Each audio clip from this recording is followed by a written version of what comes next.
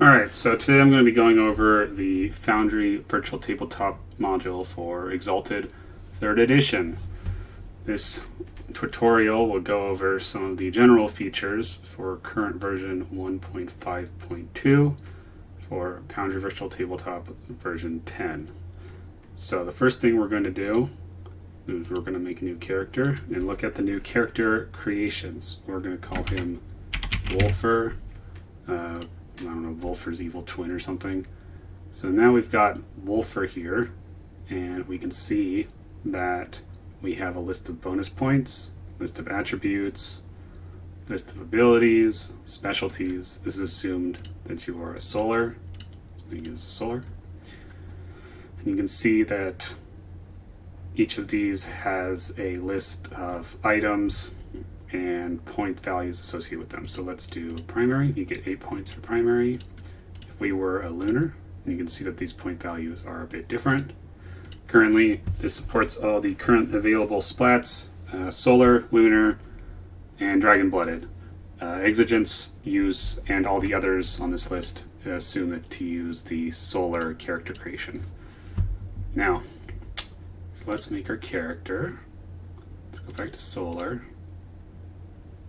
Put points in here, and you can see that we have automatic additions of this. If we go above this, let's go past 6, you can see that we just spent 4 points. It will auto calculate the bonus points. Calculations assume favored purchases with BP.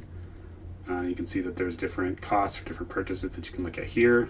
If we go above on willpower, it will go up. Let's go into the other thing you can do is auto calculate different attributes. So let's give this character high melee, high integrity, click that, and you can see that we will auto calculate it. If we add armor, let's do this light armor. 5 soak. Our value is 5. Total value is 9. If you want to hide these fields, you go to settings and hide those fields. You can also hide sorcery fields, craft fields, and other fields if you are not playing a sorcerer or a crafter and don't want to see those fields. So let's hide those. So that is just the general character creation. You can see here that it's mostly cleaned up, but that thing is disabled. Let's click here to auto calculate our motes, and we can see here that we're going to be spending motes from this pool, which we will be going over later when we get to charms. Alright, let's go over the dice roller. Now, anyone who's played Exalted 3rd Edition knows that the dice roller is a very important part of any sort of software for Exalted, because there's, well, you can see here, there's a lot of different things that you can affect your roll with. Let's go into here. So we're using dexterity. This will automatically default to your highest attribute unless it is a specific roll. Let's do dex here. Athletics, we can change this around. This character's got no specialties in athletics. If this was a presence roll, we can see that we have this specialty. This character gets a bonus on dragon-blooded stunt level. This stunt level will automate the dice in success adding as well as gaining willpower. Let's put this at 3 to show that off. Spend willpower here. Wound penalty is automatically applied. Harm penalty is not. And you can see here that this character is an Essence 1 Sidereal with 5 dots in this ability, presence. So you can see that her dice cap is 3 and she can lower the target number by 2. If we change this to say Brawl, dice cap is only just 3. Let's do some mote spending with this roll. If she wanted to do a full excellency, we could spend 3 motes, and that would add 3 dice. We could spend another 2 motes to lower the target number to 5. Make the roll. You can also set difficulty here to see if he's succeeded. and there are various other miscellaneous modifiers you can look at. For example, reroll num dice. Some of these are more rare than typical dice tricks. It's also reroll ones to show that off.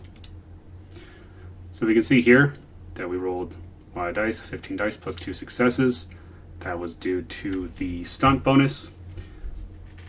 You can see that our willpower went above the cap because it was a 3-point stunt. And we got 13 successes, difficulty 2, 11 threshold successes. That is the general dice roller for all of these. Let's hide character creation. If we go into here, there are specific rolls for specific actions. For example, let's enable sorcery, and now it's shape sorcery. You can see that we default to intelligence and occult.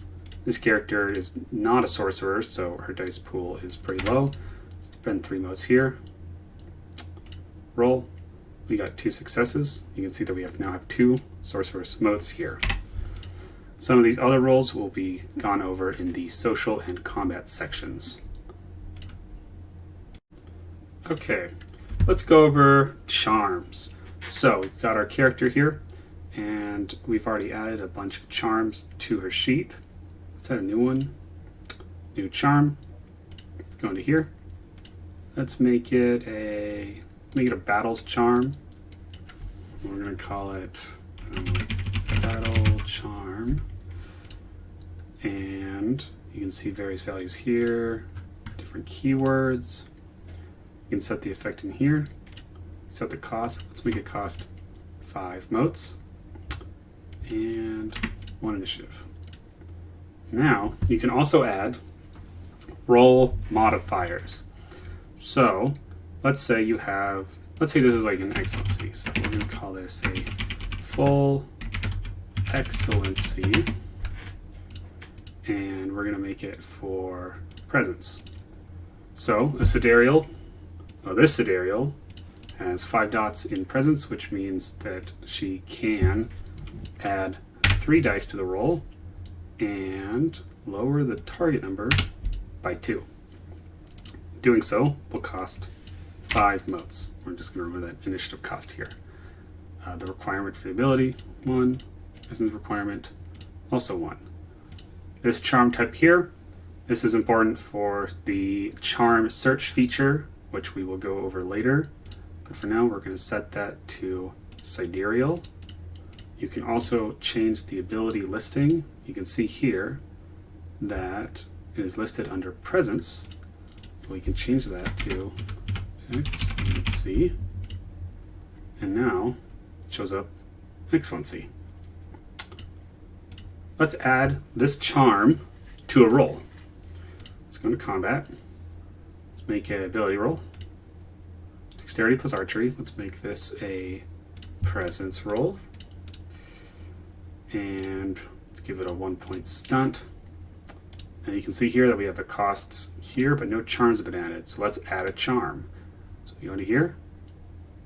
Let's add 1 instance of the full excellency. So you can see that we've added the full excellency 1 time. The charm now shows up here. It's got 5 motes in the cost. 3 dice have been added. Target number has been lowered. You can add a second instance of the excellency if you want. So now we've added the full excellency twice. Target number 3. Dice modifier 6. You can delete charms from this interface if you wish. The roll. 9 successes. And that is charms on adding to your rolls. But you can also add charms to other characters' rolls. So let's make new charm. Let's call it defense excellency.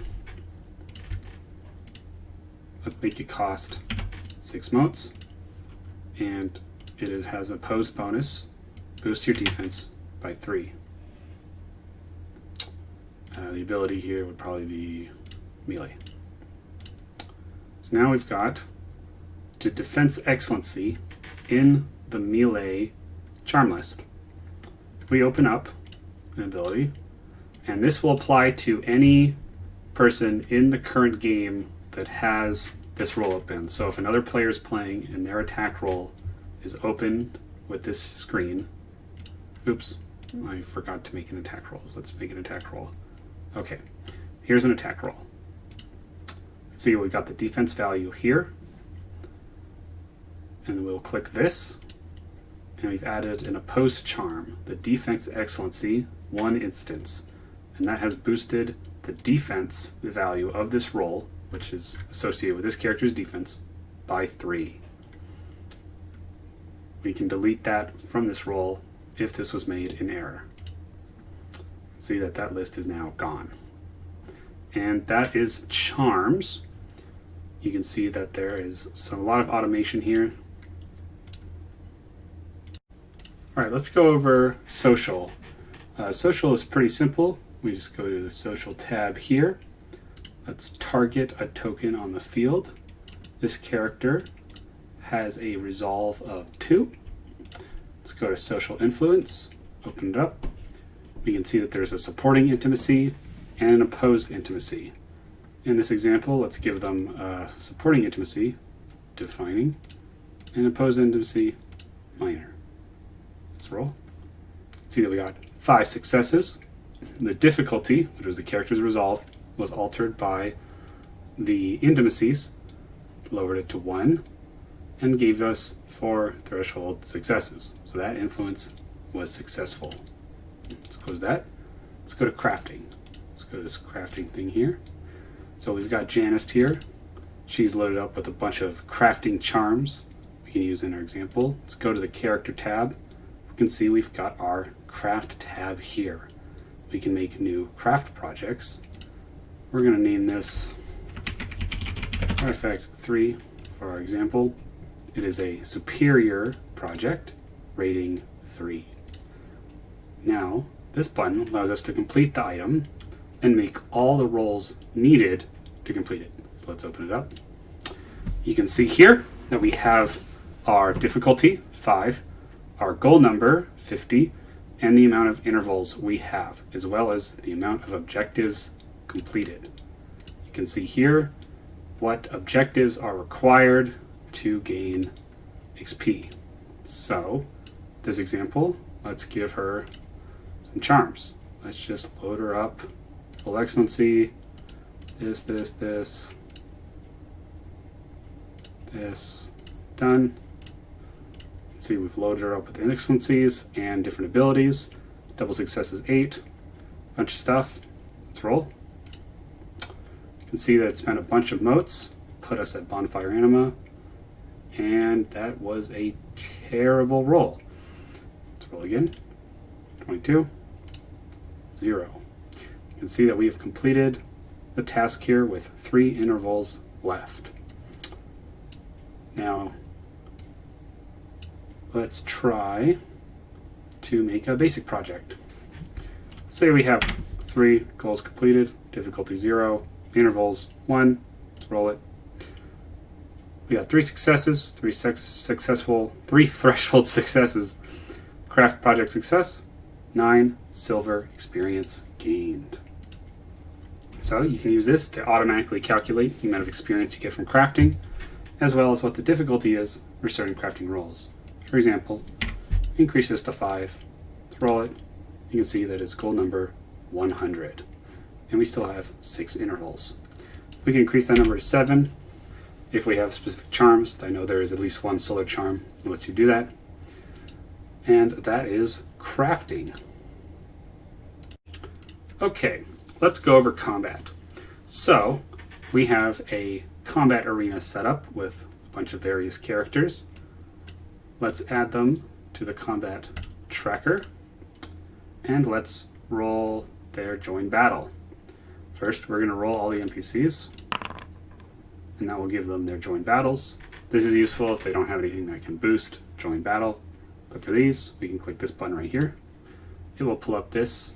Say Janice wanted to add 5 dice and spend 5 motes. So you do that. And let's just roll for these other characters. And now every character has joined battle. You can see that the first character up, Blood Ape, as well as Janice and Lady Nyx, all go at the same time. we're going to use Janist's attack first. Let's go into here. Let's target a Blood Ape. You can use that to target a Blood Ape and make a withering attack with her scythe. Pull this up. You can see the Blood Ape's defense is 4 and its soak is 7. Let's add some dice here for some motes so that we can do more damage. Let's roll. We did 8 damage and we crashed the Blood Ape. Janist's initiative will have gone up by 8 for the damage and an additional 5 for crashing the Blood Ape.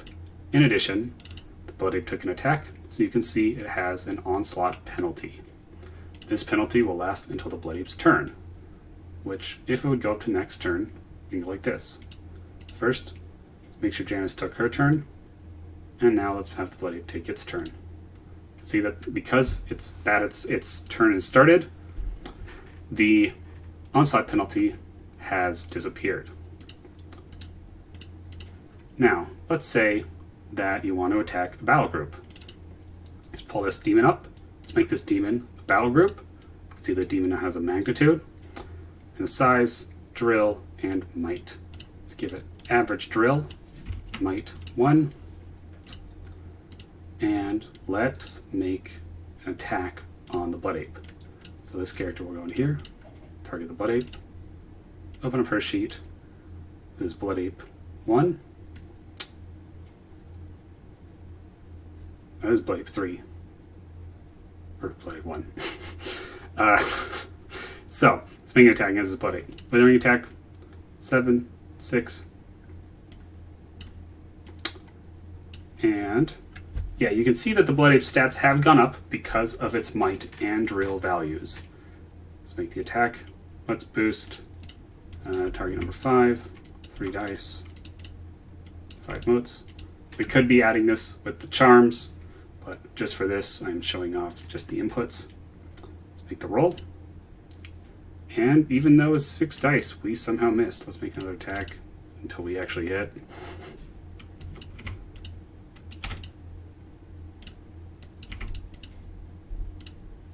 Okay, we did 9 damage. Now, because this was a battle group, the damage was automatically added to their health track. And Lady Nyx only gained 1 initiative for hitting the Blood Ape. The calculations for battle groups are automatically calculated, including might and drill, and the damage bonus that decisive attacks inflict on them. Over there. Now, let's say you want to make a decisive attack. Now, let's take Janice and target this Blood Ape. Pull up her sheet, make a decisive attack. You can see that damage dice 22. Let's just roll a hit. And it missed. That's rare. Let's try it again. Okay, we hit that time. So, you can see that this demon was hit with the attack. Janice reset to 3 initiative, and we did 10 lethal damage. Which was added here. At this point, this Blood Ape is out of the fight. Now, let's say you want to make a decisive attack that has static damage. Some attacks, like Death of Obsidian Butterflies, do not reset your initiative when you make the attack, and it also does a static amount of damage instead of dealing initiative damage. So let's go down to here. Let's open up the weapon. We've got our Death of Obsidian Butterflies. Normally, it's set to initiative damage, but we're going to set it to static. Set the damage to 3, and we're going to uncheck this box so that the reset initiative is set to false. We can also go into here and look at different weapon tags. This has all of the weapon tags needed in 3rd edition Exalted, as well as a couple of other tags for certain effects. For example, this magic damage tag means that this weapon deals magic damage for the purpose of overcoming legendary size, and it is unblockable, because Death of Obsidian Butterflies is an unblockable attack. So let's make an attack on Janice. Their decisive attack here.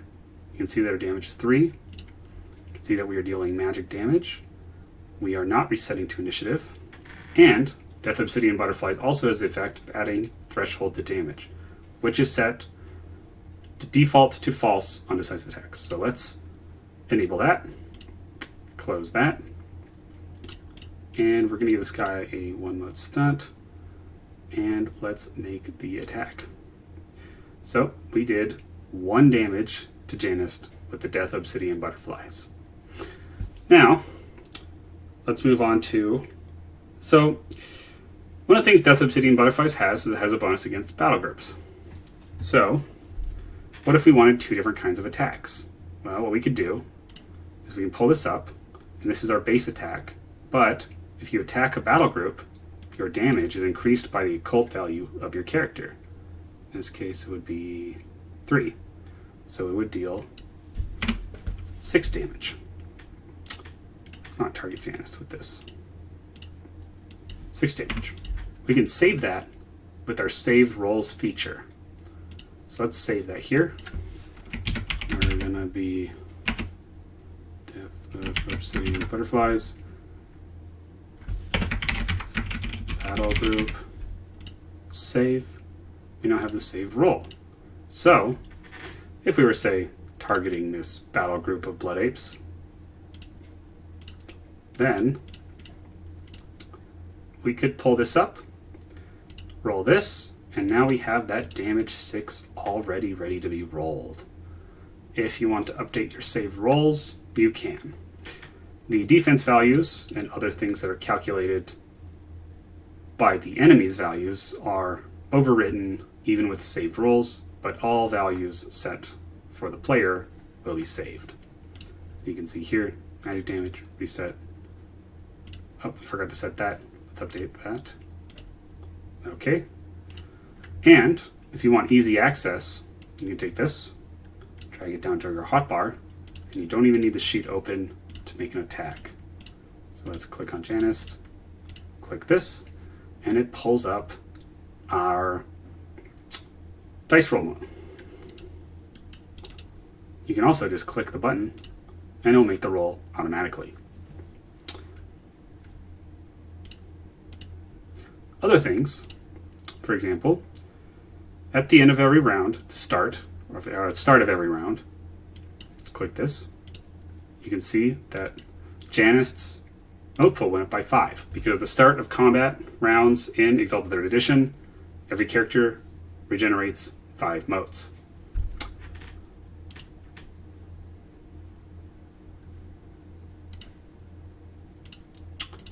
Okay, so let's show off some of the special attacks that you can make with a character.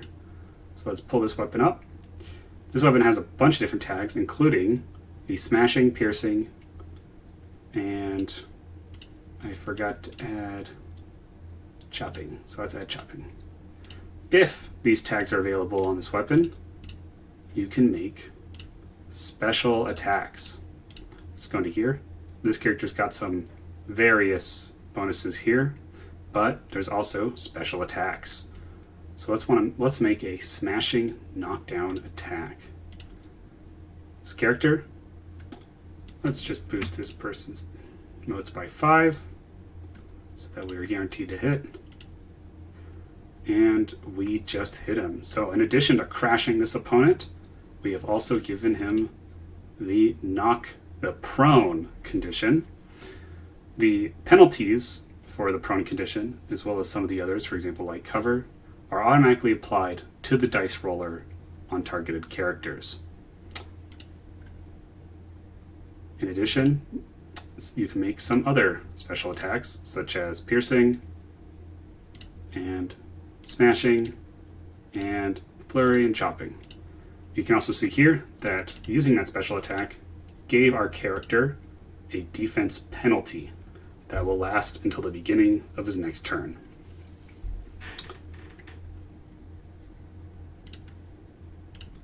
The last thing we're going to look at with combat is how to do certain buff moves. For example, this character has Deadly Beastman Transformation, which boosts various values, including giving him bonus natural soak, as well as giving him a parry and evasion penalty. To do this, you go into here, set the values with the appropriate modifications, and then we activate it.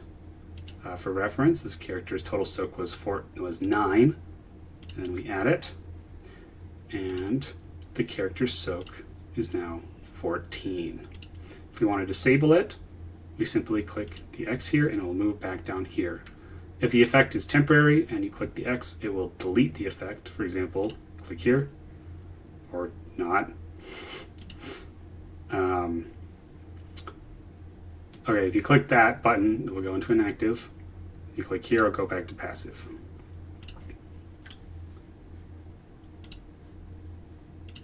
The actual last thing that we're actually going to show off is the grapple system.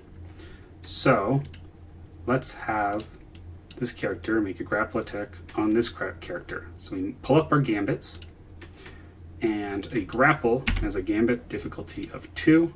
We have 17 damage dice from our initiative, and due to all of the penalties, this character has 0 defense left. Let's make our attack. Gambit was successful, and we have spent the 3 initiative required to make the grapple check. Now that we've successfully grappled, let's make a grapple control roll. Strength plus brawl, make our roll, 5 dice, that's 4. This character would also make a grapple control roll, strength plus brawl, and they got 3 successes. So this character beat this character by 1 success. So you would have 1 round of control. Ideally, the character being grappled would roll first, and you would just simply set that as the difficulty. Once you're grappled, this character is grappled, and this character is grappling. There are various penalties associated with having these conditions.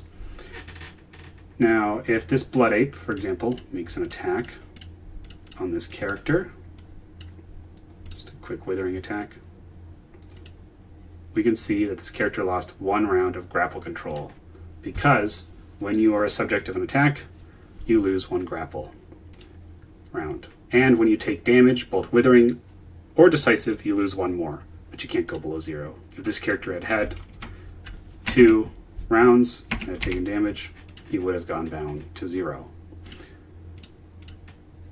And that is the grappling system.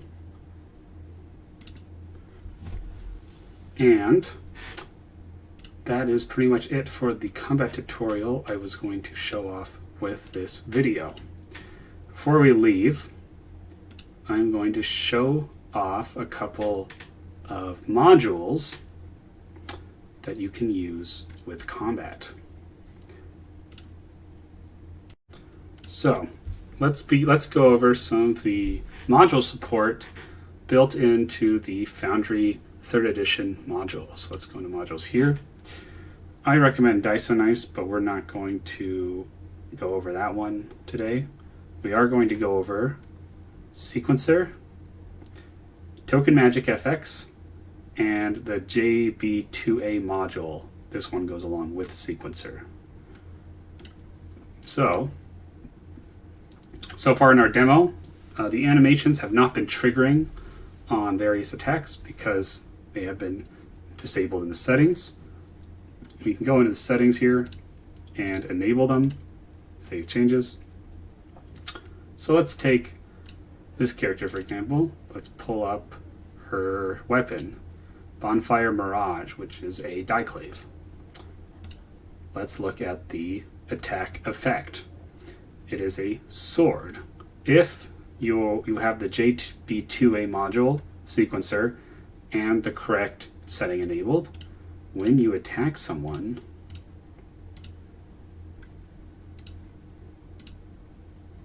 it'll make an animation. And there are various animations you can use. For example, let's do a fireball.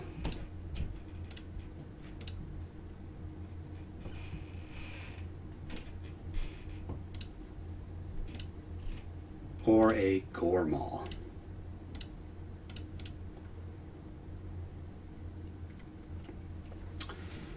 The second module that we have enabled is Token Magic FX, and that controls anima colors.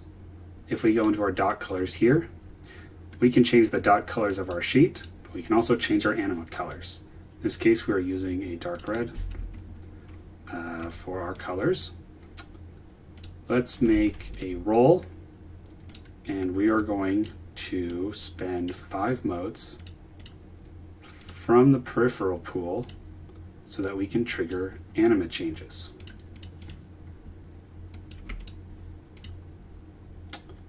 Let's roll. You can see we're now glowing, and our token now has the glowing animation. Let's do it again.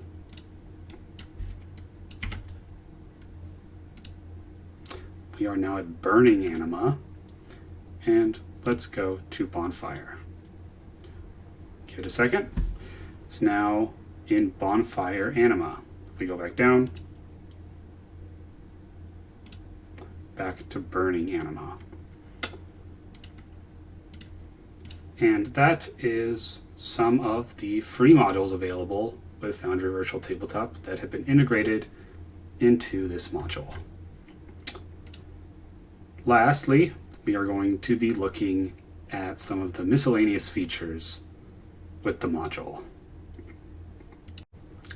Okay, let's go over the item search feature for the Foundry module. So, if you go into here in the Compendium Packs tab, there's a button called Item Search. I will pull it up here. You can search by just the stuff in the compendium or all items. For example, all we have here are the black claw charms, or we can search all items.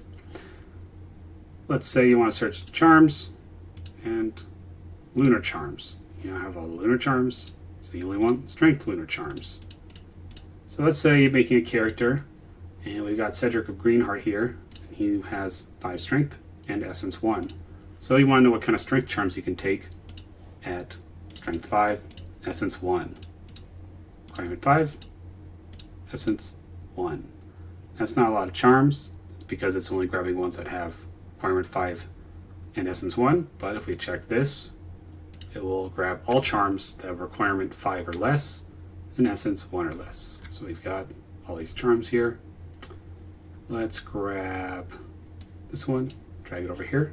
You now have this, grab that, drag it over there, and that's the item search feature. Lastly, I'm going to be going over the template importer, specifically for charms, in the module. If you click on this, it will pull up a template importer that you can input your charms into. So I've gone into the Exalted Third Edition core book and taken this presence charm. You're going to click import, and it will create the charm here. See, ability presence, requirement 5. Sometimes the charm will not work perfectly. Just put that in there. See that we've got a willpower cost of 1 and modes 5. And we got the prerequisites, keywords, duration, type, and the text. We can also do that for spells, adversaries, and quick characters.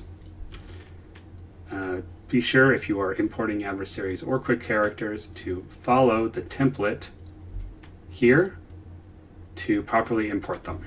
Some characters have typos or other things that make it difficult to import. There is a description of some of the pitfalls on the Foundry module wiki, or the Foundry 3rd edition module wiki. I will provide a link in the description below. All right, that is it for the Exalted 3rd edition tutorial for version 1.5.2.